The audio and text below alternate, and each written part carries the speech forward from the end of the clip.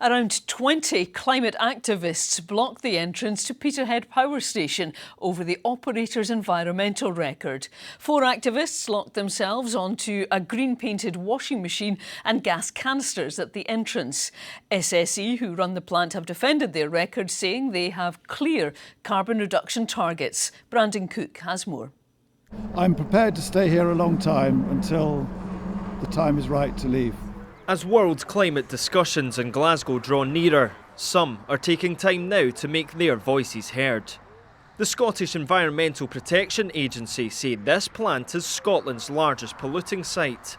In its misty shadows, activists called on its operators, SSE, to be stripped of their sponsorship status for November's COP26 summit. And we are here to call on SSE to be dropped as a sponsor at COP26, and we hope that the UK government will stand up to big polluters as opposed to taking their money.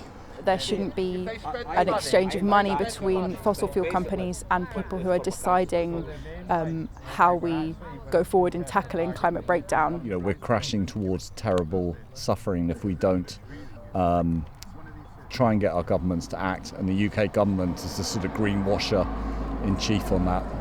Extinction Rebellion are no strangers to disruption.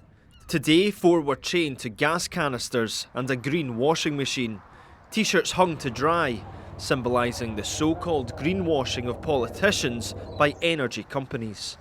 The protesters here say that they want to disrupt a full working day, but stress their issue isn't with workers, it's with fossil fuel operators, who they say are seducing politicians with unambitious environmental targets.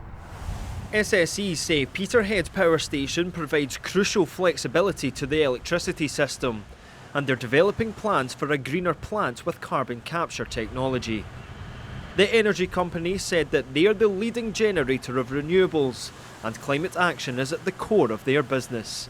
I feel impelled to be here. John, bound to a washing machine, says the transition from oil and gas needs to speed up. This transition is being made very, very difficult because we're having increasingly less time to actually make the transition, because the dangers of the situation is that it may end up having to be a sudden jump in which people might suffer. Police talked with protesters, but no arrests were made.